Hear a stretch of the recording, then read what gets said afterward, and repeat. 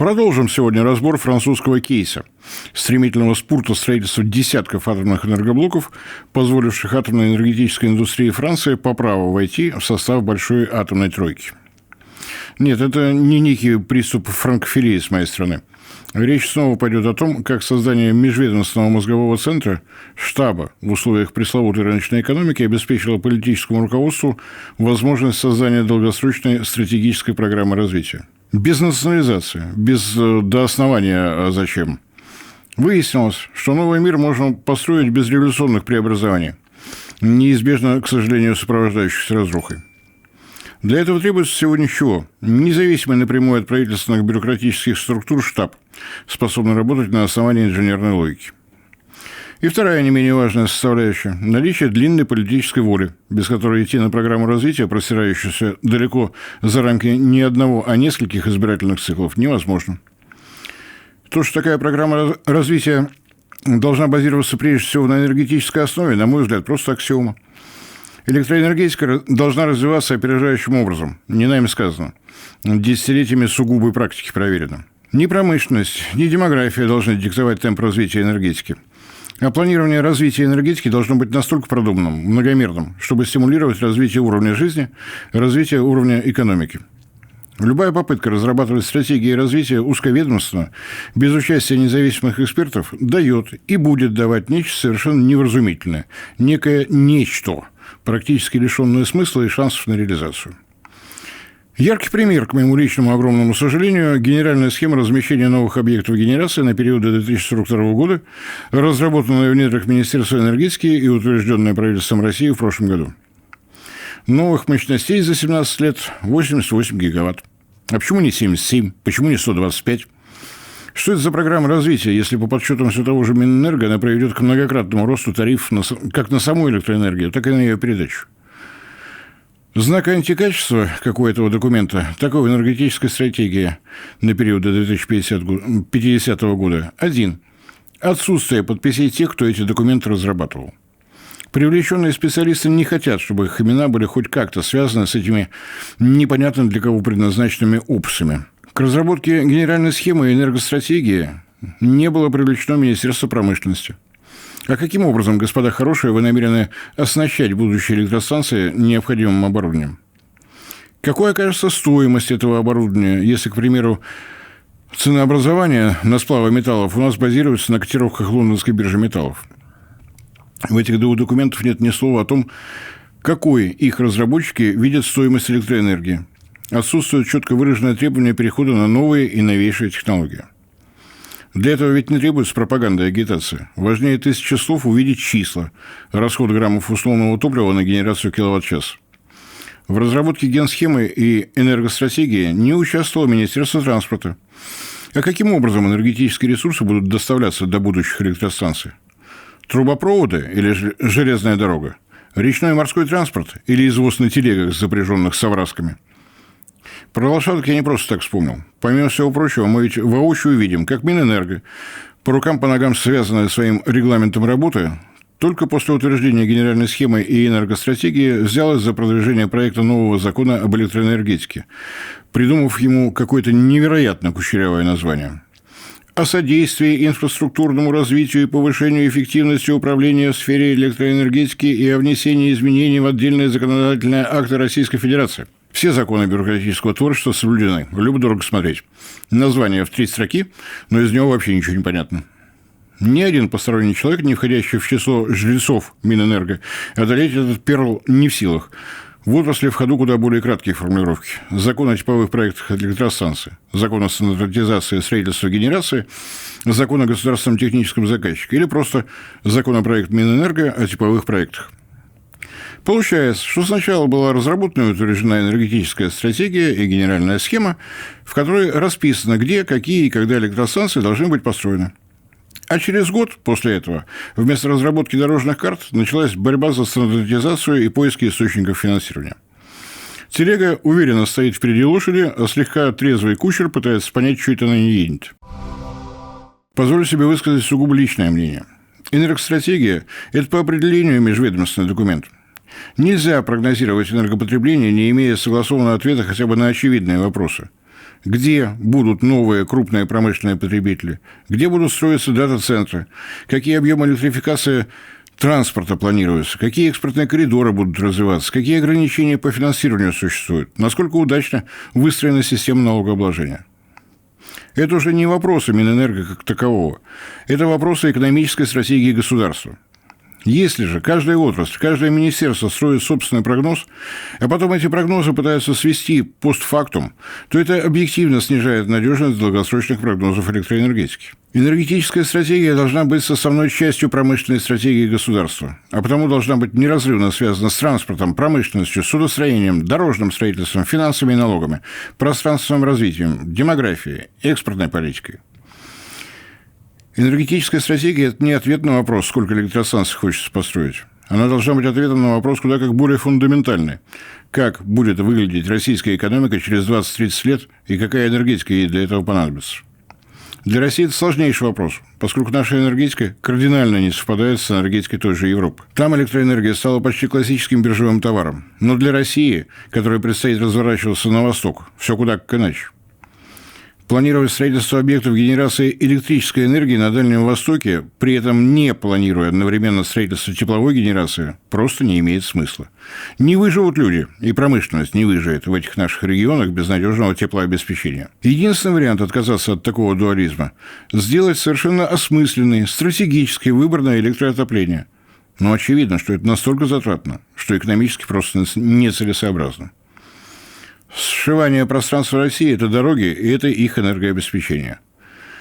Но если мы не хотим, чтобы затраты на логистику росли с невероятной скоростью, требуется создание новых энергетических узлов вдоль трасс БАМа, Транссиба, Амуро-Якутской железной дороги.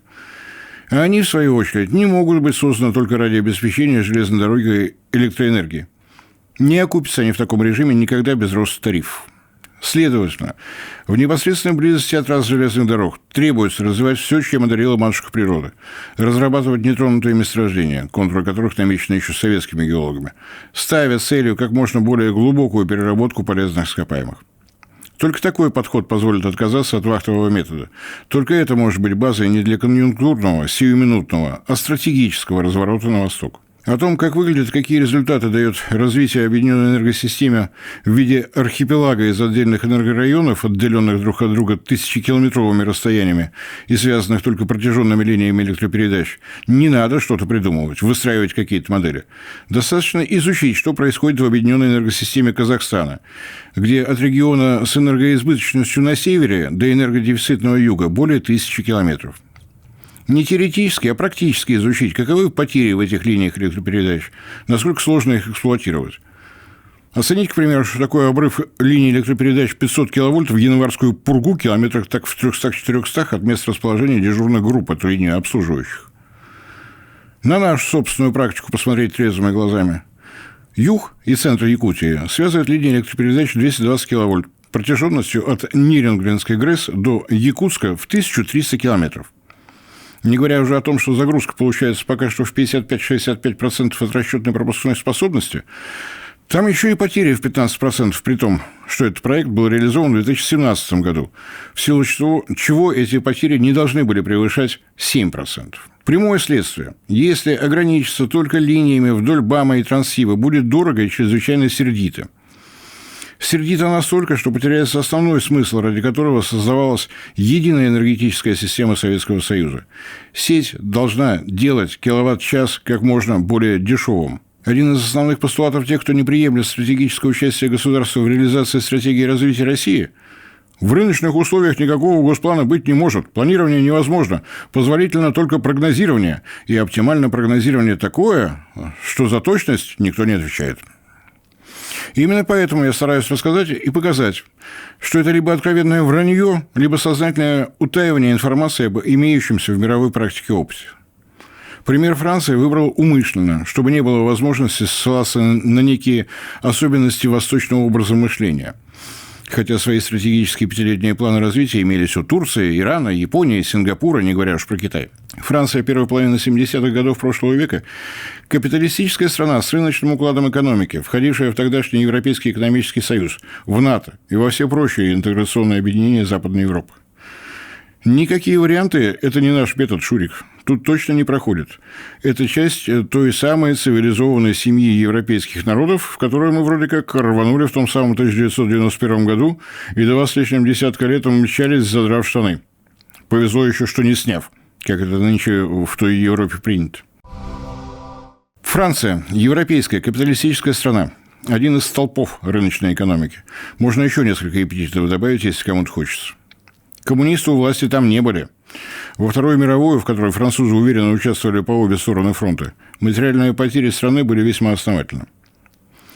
Напоминаю, что Франция расположена куда как южнее Советского Союза тех лет и России в наше время. Потому тепловая генерация для Франции имеет куда меньшее значение, чем для нас с вами. С чего началось восстановление Франции, ее экономики после Второй мировой войны? Правильно. С национализацией частных электростанций, всех до одной, в количестве 1650 штук. 8 апреля 1946 года. В один день Временное правительство страны во главе с Шарлем де Голлем учредило компанию ЭДФ и приняло решение о национализации. Причем не только электростанции, но и всего сетевого хозяйства. Перестала Франция быть после этого капиталистической страной? Так ведь нет. О национализации всего остального частного бизнеса речи не шло. Но вот понимание того, что эта самая рыночная экономика безнадежно функционирующей энергосистемы просто не будет работать, было. Антимонопольные службы, если они во Франции и были, понятия не имею, я не историк, в дела энергетиков даже не пытались вмешиваться. Давно это было? Ну, давайте посмотрим, что там во Франции на сегодняшний день. По состоянию на 1 января 2026 года общая установленная мощность объединенной энергосистемы Франции 159,1 гигаватта. А общая мощность электростанций, принадлежащих и управляемых все той же государственной компанией ЭДФ, 88,7 гигаватта, или почти 56%. Все остальное – те самые эффективные частные собственники, которые, как говорят нам дятлы либеральной экономики, намного более динамичные и инновационные, нежели погрязшие в бюрократической неповоротливости и прочей косности громадная государственная компания. Прекрасный тезис. Жаль, что к реальности отношения не имеет. Доля электростанций ЭДФ в общем объеме генерации электроэнергии составляет ничтожные 89,1%.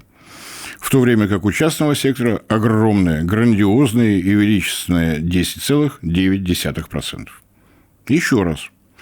Доля электростанций ЭДФ по установленной мощности в объединенной энергосистеме Франции 56%, тот же показатель для частных владельцев электростанций 44%. Доля ЭДФ по выработке 89,1%, доля участников 10,9%. Пропал при этом капитализм во Франции.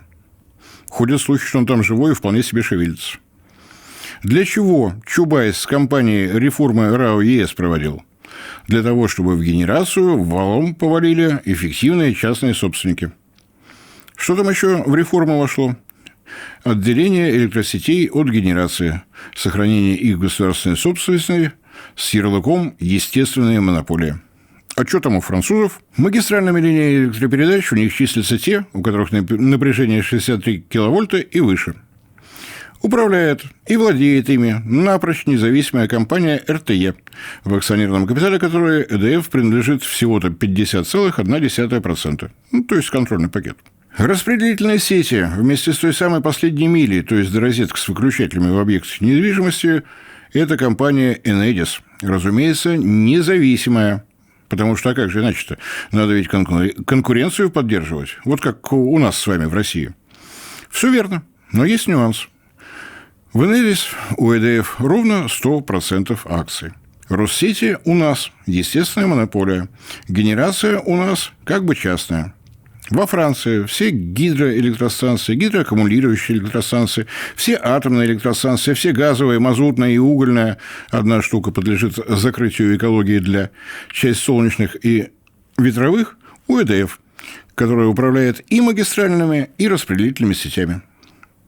Чистый экспорт электроэнергии за вычетом встречных перетоков у Франции по итогам прошлого года 85 миллиардов киловатт-часов.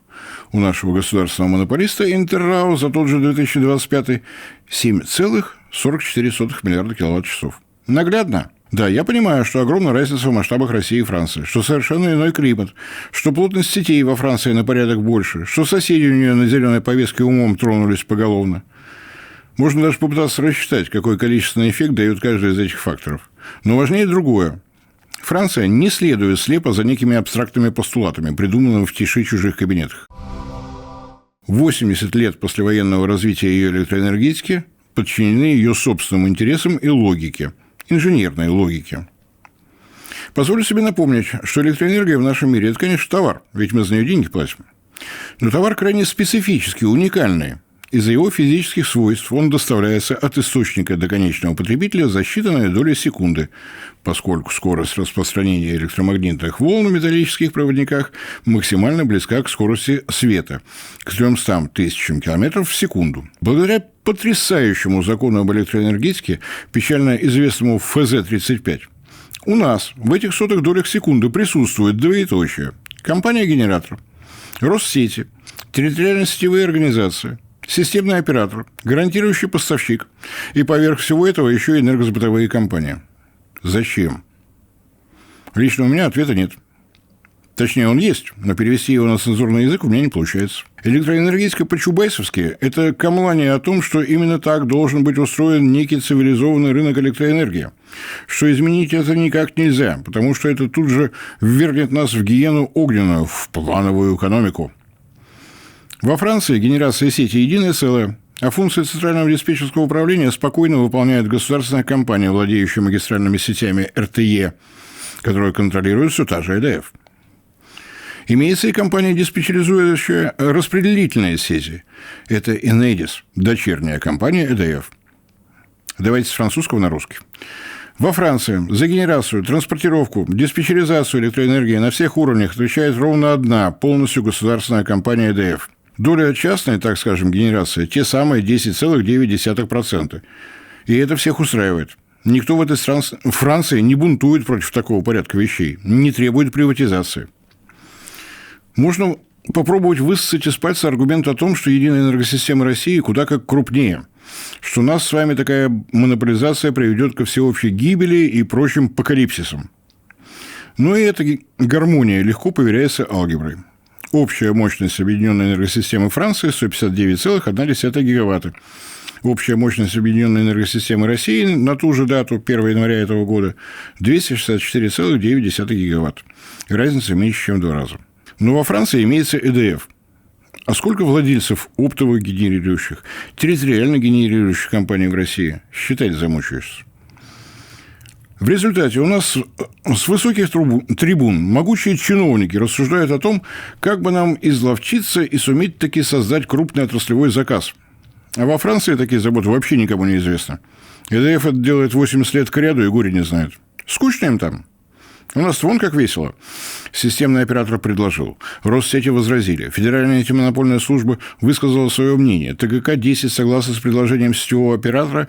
ТГК-125 предпочитает решение, предложенное Минэнерго, хотя Совет рынка предлагает внести корректировки, потому что заседание Госсовета, но в стенах Госдумы, хотя Минфин, в то время как в системообразующих территориально-сетевых организациях.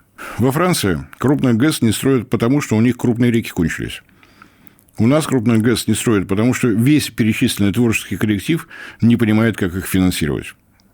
Это я все не к тому, что во Франции никаких проблем нет. Есть, да еще какие. Это я все не к тому, что мы сами ничего не умеем. Надо бы на франков княжить позвать. Все у нас есть. Исторический опыт просто колоссальный. Профессионалы в отрасли, в вузах, в наличии. Но какого ангела мы не можем выковырять чубайсятину из системы управления? По какой такой причине заветы Анатолия Борисовича оказались начертаны на скрижалях, которые мы почему-то обязаны быть верны до последнего вздоха? Последний вздох. По данным, собранным Ассоциацией малой энергетики России, общая установленная мощность малых энергоблоков, работающих в интересах частных компаний и им принадлежащим, в 2025 году достигла 38-39 гигаватт, и спрос продолжает расти, увеличившись с 2019 года больше, чем в 5 раз. С 430 мегаватт до 2,3 гигаватта по итогам прошлого года. Это годовой рост. И это, на секундочку, уже около 15% мощности всей нашей энергосистемы. Тенденция, вектор движения становится все более очевидным. Еще лет с десяток чубайсятины, и единая энергосистема станет тяжелейшим обременением для всех, кто будет пользоваться ее услугами. Может быть, пора уже голову включать? Или будем ждать, пока жареный петух ударом клюва снесет что-нибудь начисто? Простите за мой французский. Ну и на этом возвращаемся в 60-е годы прошлого века во Францию, чтобы детально понять, что происходило в электроэнергетике этой страны. Отдельно остановлюсь на том, почему считаю, что изучение опыта объединенной энергосистемы Франции может оказаться полезным для нас с вами. Напомню, что единая энергосистема России включает в свой состав 7 объединенных энергосистем. В таблице сводка данных по тем, которые имеет смысл сравнивать с объединенной энергосистемой Франции по территории, и данные, которые имеются по численности населения, то есть без данных по ДНР, ЛНР, Запорожской, Херсонской областей, поскольку в открытых источниках их просто нет. По площади есть хоть что-то общее. По системе управления объединенной энергосистемой сравнивать не очень получается. Франция – это ЭДФ и примкнувшая к ней магистральная сеть с ее центральным диспетчерским управлением в лице компании РТЕ и распределительная сеть с ее центральным диспетчерским управлением в лице компании Enedis. Наших управленцев с контролерами перечислять замучаешься полиглотать, как говорит наш главнокомандующий. Чем именно управляют наши системные операторы, Россети, ОГК, ТГК, Росгидро, Росэнергоатом, что делают системообразующие территориальные сетевые организации и прочие энергозабытовые компании вместе с гарантирующими поставщиками, тоже предмет для долгого рассказа. Поэтому я решил не лезть в детали, а просто обобщить все и сразу. И вот что получается. Звездочка, поскольку наши статистические данные о плотности сетей по отдельным объединенным энергосистемам нигде в открытых источниках не приводятся. Поэтому в таблице приведены данные по всей единой энергосистеме России. Та самая средняя температура по больнице, которую я терпеть не могу. Не учтены данные по установленной мощности электростанций на наших традиционных территориях. Их в открытых источниках нет, да и быть не может по понятным причинам. Что видим? Энерговооруженность территории Франции в 4-4,5 раза выше, чем у сопоставимых по площади объединенных энергосистем России. Франции для управления их мощностями вполне достаточно ровно одной государственной компании. Нам зачем-то требуется в 10 раз больше. Если кто-то из вас, уважаемые зрители и слушатели, способен найти логические обоснования, обязательно напишите в комментариях или свяжитесь с редакцией по имеющимся в закрепленной записи координатам. 20-кратно более высокая плотность магистральных сетей. О чем это? Прежде всего о том, что плечо передачи электроэнергии от генерирующей мощности до подстанции, до конечных потребителей во Франции в разы более короткое, а потому и потери в сетях значительно ниже. Не потому, что у нас сеть старше, хотя и это со счетов сбрасывать не приходится, а потому, что таковы законы физики. Чем длиннее линия передачи переменного тока, тем выше в ней потери. Так что просто факт. Более равномерное распределение по территории Франции и генераторов, и нагрузок, то есть промышленных объектов, населенных пунктов, снижает потери в сетях. Способов борьбы с этим у нас всего 2.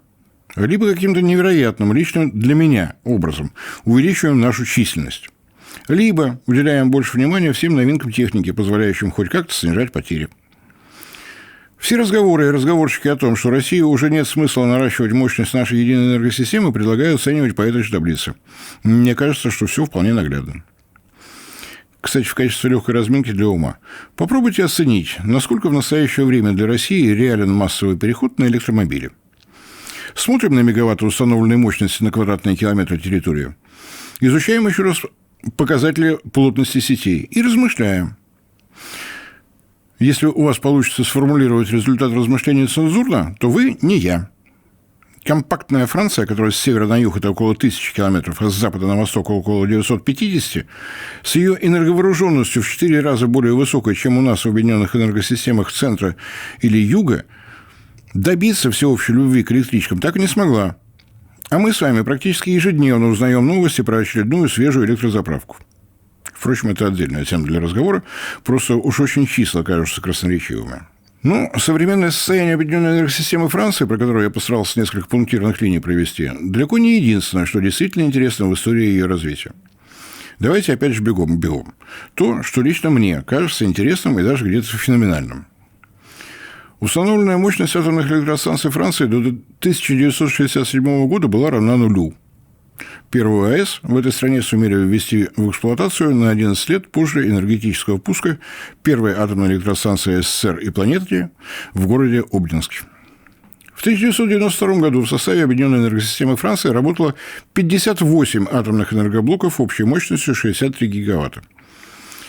А в 1985 году французские атомщики поставили рекорд, который пока не покорен даже трудолюбивыми китайцами.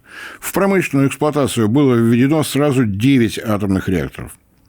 И это в условиях той самой рыночной экономики, без ударных строек, да еще и без участия иностранных компаний в производстве оборудования и при участии только французских строительных компаний. При этом производственная цепочка смежники по жестко выверенной схеме, безо всяких намеков на проведение столь разлюбезных нам с вами конкурсных отборов и прочих тендеров. В комплекте приложился полный топливный ядерный цикл от добычи урана до фабрикации готовых сборок к переработке облученного топлива. От первого в мире промышленного производства МОКС топлива. Но это ведь, пусть и звонкое, но далеко не единственное интересное событие. В 1992 году, безо всякого внешнего воздействия, Франция срывается в большую атомную паузу, за результатами которой мы сейчас и наблюдаем, с трудом удерживая улыбки. 9 реакторов в год в 1985. С 2004 по 2024 реакторы ПР-1600 в количестве 1 штука в составе третьего блока атомной электростанции Олкилоута с троекратным превышением первоначальной сметы. Энергоблок номер 3 на атомной электростанции Фламанвиль у себя дома 17 лет и тоже при росте сметной стоимости до астрономических величин. И это еще не все чудеса. 2021 год. Доля атомной генерации в общем балансе 70,5%. Выработано 379 миллиардов киловатт-часов. Объем экспорта электроэнергии за вычетом встречных перетоков 42 миллиарда киловатт-час. 2022 год. АЭС выдали на гора 279 миллиардов киловатт-часов. Доля в общем балансе спикировала до 52%. Чистый импорт электроэнергии – 11 миллиардов киловатт-часов. За один, повторяю, год. Объем собственной генерации в 2021 году около 554 миллиардов киловатт-часов, а в 2022 году 461 миллиард киловатт-часов. Это просто обвал, если не играть словами.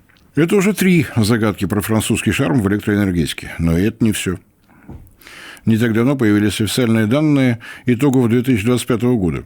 Теперь можно увидеть, что изменилось за 3 года с момента обвала.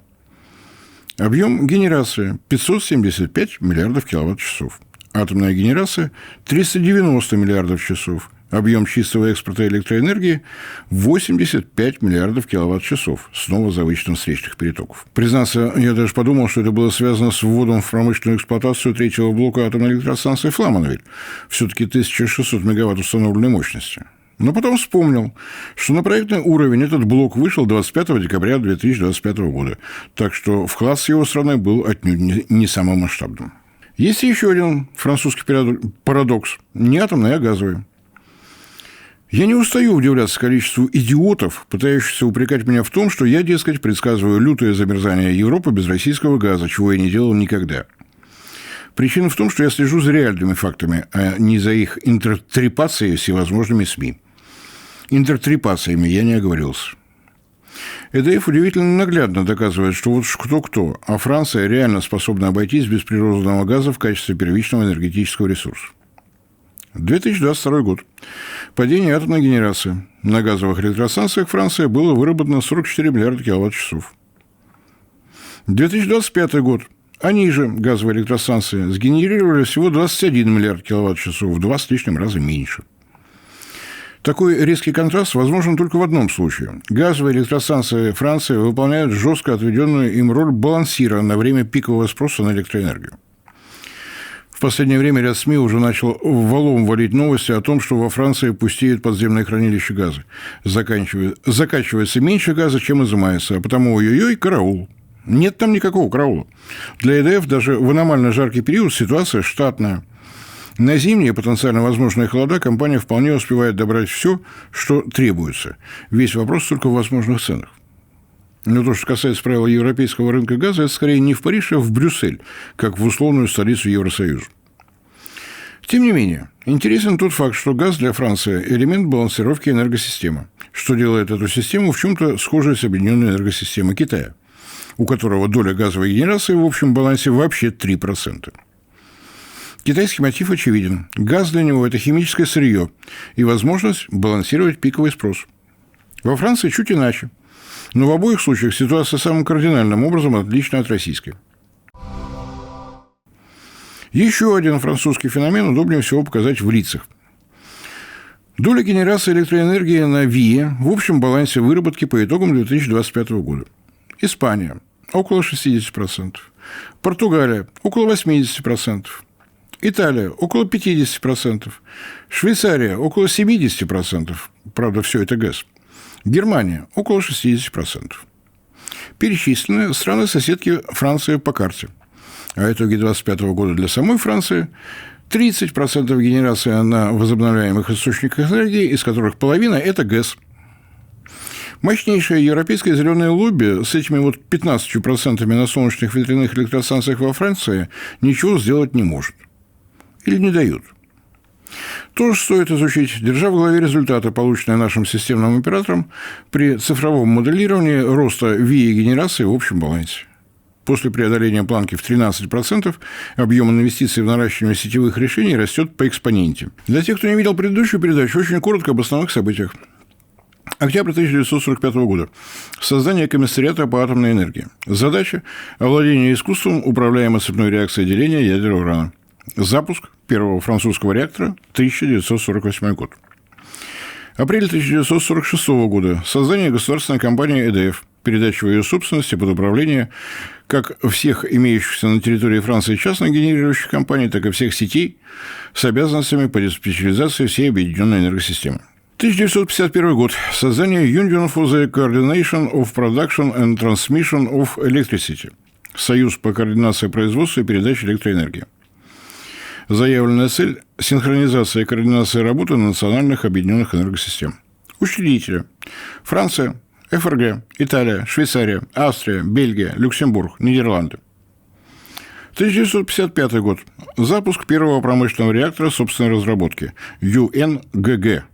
Промышленный реактор – общепринятый эвфемизм, физическая реальность. Он предназначен для наработки оружейного плутония. 1955 год. Создание комиссии ПЕОН – Консультативный совет по атомной энергетике. Название абсолютно условное. По сути, это был вневедомственный и даже надведомственный орган, в состав которого изначально вошли представители Министерства энергетики, Министерства промышленности, Генерального комиссариата по планированию, Комиссариата по атомной энергетике, ЭДФ и ряда крупнейших компаний машиностроения, турбиностроения, приборостроения, Альстом, Шнайдер и другие. Формально, да, консультации правительства по вопросам развития энергетики. Реально – капиталистический, рыночный аналог комиссии плана ГЛРО, только с куда как менее серьезными полномочиями. Поиск ответа на вопрос, какой должна быть электроэнергетика Франции через 10, 20, 30, 50 лет. Комиссия ПИОН вынуждена была и прогнозировать, оценивать рост промышленности как основного потребителя, электрификацию транспорта, развитие отраслей, обеспечивающих электроэнергетику, уровень образования и даже демографию. Вытянет ли электроэнергетика переход на электрическое отопление, к примеру? 1958 год. Решение нового правительства Шарля де Голля о курсе на технологическую самостоятельность в вопросах ядерного вооружения, реализация которого была поручена комиссариату по атомной энергии. 1958 год. Комиссия ПИОН делает выбор в пользу развития, прежде всего, именно атомной энергетики, и выбор ею наиболее подходящий с точки зрения стоимости киловатт-часа реакторной технологии. Водно-водяных реакторов, ПВР, Press Water Power, если пользоваться западной терминологией. Тот же 1958 год. Создание совместного предприятия Фраматом. Франция, Америка, Атом. Название не совсем точное, поскольку в составе учредителей были компании не только из этих двух стран – Шнайдер, Мерлин Герин, Вестенхаус, но еще и бельгийская Empine Group. Февраль 1959 года Фраматом подписывает с Вестингаус лицензионное соглашение и соглашение по технической помощи по реакторам ПВР. Цель – передача технологий таких реакторов французскому и бельгийскому соучредителям. 1962 год.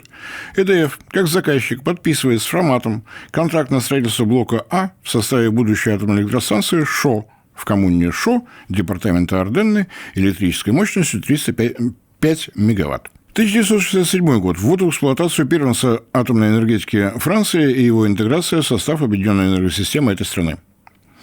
За время строительства первых лет эксплуатации условный научно-конструкторско-технологический кампус в ШО начал выходить на проектную мощность. Именно проектную. Французские атомщики перешли к разработке собственных проектов реакторов, при этом действуя в стратегическом направлении, заданной комиссией ПИОН и Фраматомом. Цель – снижение стоимости будущих киловатт-часов станет достижимой только в условиях стандартизации, унификации и типизации, поскольку только в этом случае промышленность сможет перейти на конвейерность или производство оборудования.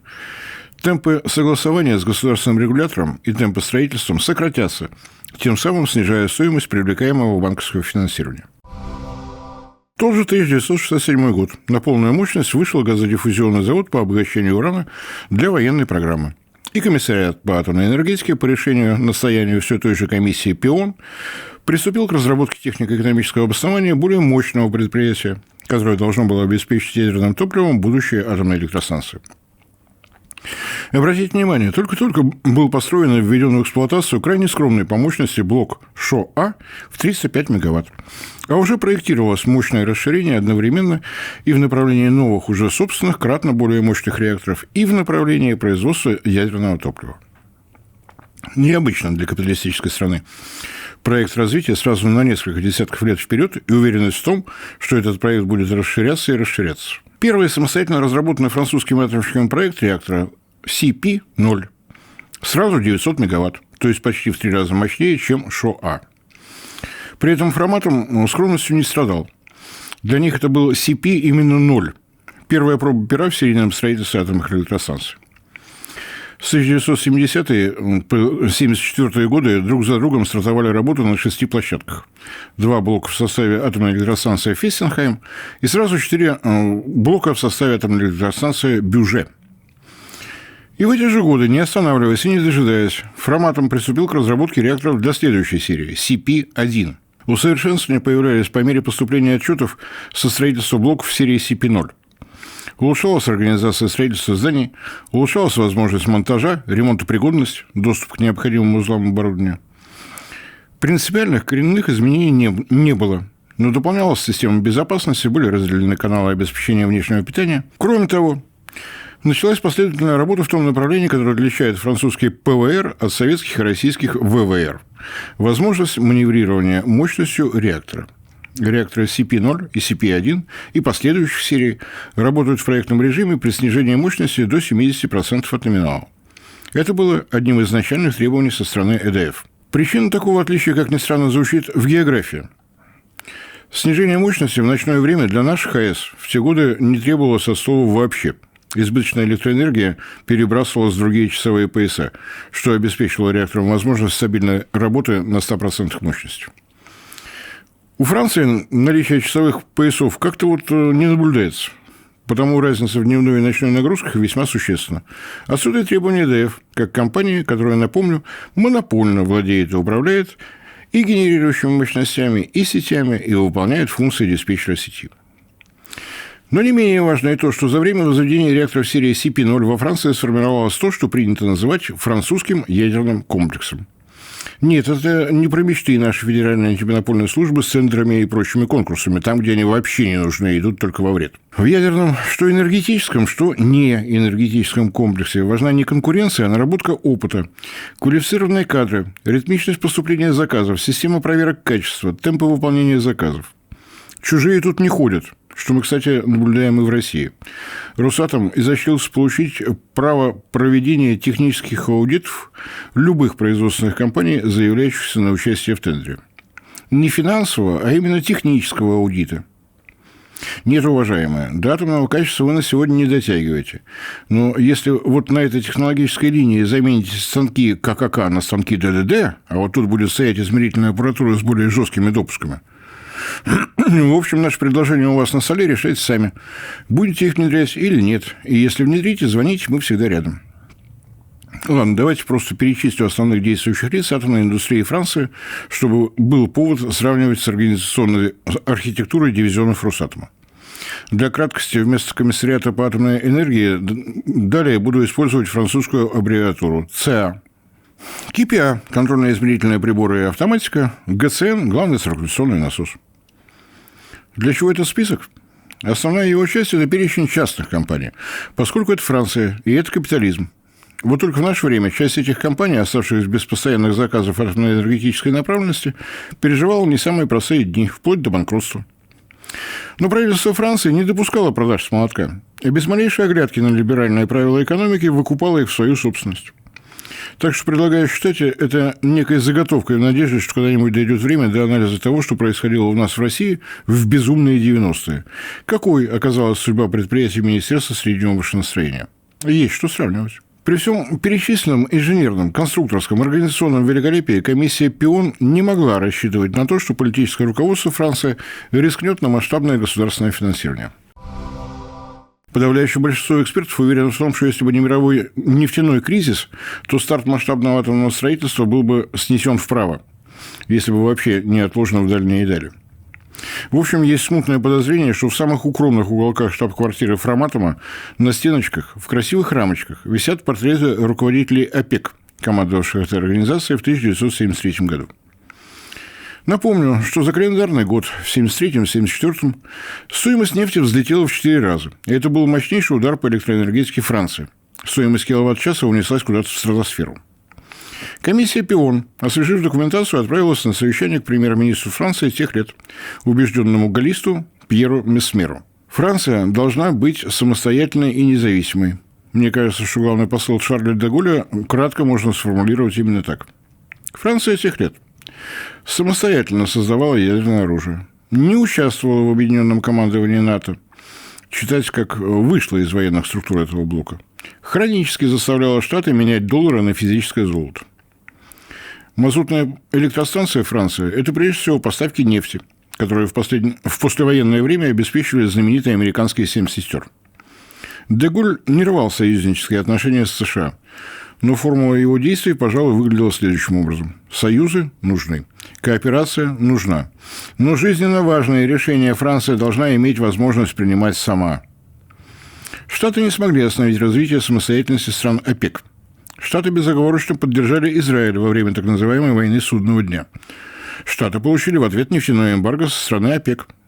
Франция, у которой отношения с арабскими странами были куда как более конструктивными, в список стран, против которых было направлено нефтяное эмбарго, не входила. Но общемировой скачок цен шарахнул по Франции полномасштабно. Классика жанра «без вины виноватые» и «в чужом перу похмелье». Своих месторождений нефти и газа у Франции нет. Месторождение угля – мизер, что светило критической зависимостью еще и от Германии. Уран. Несколько поставщиков. Несколько своих месторождений, собственный полностью топливный цикл, зависимость цены киловатт-часа от стоимости природной руды процентов так 7-8. И в комплект ко всему этому развернутое предложение комиссии ПИОН, базирующееся на возможностях французского энергетического машиностроения, приборостроения, конструкторской реакторной школы, на сетевых решениях ХДФ, освоивших напряжение 400 киловольт, что позволяло интегрировать в объединенную энергосистему крупные источники генерации, то есть атомные электростанции. На сотрудничестве со странами, входивших в УЦПТЕ, Союз по координации производства и передачи электроэнергии. Да, без внешних обстоятельств, то есть без нефтяного шока, Пьер Месмер вряд ли бы рискнул принять решение о финансировании программы масштабнейшего строительства атомной электростанции, да еще одновременно со строительством крайне дорогостоящих заводов по обогащению урана и по переработке облученного топлива, даже не снизойдя до обсуждения этой программы на парламентских слушаниях. Но программа-то фактически была готова. Она стала результатом почти 20-летней подготовки специалистами в неведомственной комиссии ПИОН и профессионалами энергетической отрасли. Обратите внимание, несмотря и невзирая на все кооперационные связи в рамках НАТО и Европейского экономического союза, Франция поставила под государственный контроль всю свою энергетическую отрасль быстро и решительно. Не было никаких вариантов на тему «а в Штатах турбины делают лучше», «а в ФРГ автоматика лучше и дешевле». Никаких компромиссов. Ставка целиком и полностью была сделана только на отечественных производителей. Именно это мы с вами сейчас называем технологическим суверенитетом и вынуждены буквально сражаться за его обретение. Нам сложнее, причем сразу по нескольким причинам. Это у Франции, если уж честно, выбора просто не было, поскольку, повторяю, собственное месторождение первичных энергетических ресурсов на ее территории отсутствует напрочь. У нас с вами, у России, есть все – нефть, уголь, газ, уран, а потому требуется на порядок более весомый комплект технологий. Вторая причина тоже не секрет ни разу. 20 с гаком лет действовал многомудрый алгоритм. Углеводороды продадим, а все наилучшие технологии вместе со специалистами купим за кордоном. Мудро, что сказать. Отрасль не просто резали, а порой вообще уничтожали расходы на собственные научно-исследовательские опытно-конструкторские работы. А теперь все как в старой поговорке, что имеем не храним, потерявши плачем. Третья причина, по которой Франция в 60-е и 70-е получилась, а мы пока, мне кажется, норовим топтаться на месте. Наличие у французов той самой вневедомственной, надведомственной комиссии ПИОН. Это она могла себе позволить искать ответ на простенькие вопросы. Какой мы хотим видеть нашу промышленность, нашу энергетику, нашу демографию через 20, через 30 лет, не обращая никакого внимания ни на какие регламенты работы отдельных ведомств. А то, что мы называем стратегическими документами развития, у нас по-прежнему ведомственные документы, не взаимоувязанные между собой. Сугубо личное мнение. Имея за плечами опыт разработки и реализации плана ГРО, имея возможность детально анализировать чужой и положительный, и отрицательный опыт, не создать вот такой экспертный орган – это просто позор. Ну и да, хотел сказать, но из осторожности воздержался. Есть и четвертая причина – топтания на месте. Кумовство и воровство. В комплекте с отсутствием компетентности и неумением прислушиваться к мнению профессионалов, которыми не оскудела земля русская. Не хотел сказать и не сказал, поскольку, вне всякого сомнения, правы все те, кто не устает в комментариях писать всю правду. Проект «Геоэнергетика» принимает деньги от всех наших толстосумов. Проплачена геоэнергетика и ныне, и присно, и во веки веков. Анализ энергетического французского опыта будет продолжен, а всех желающих и имеющих что сказать совершенно искренне приглашаю к дискуссии.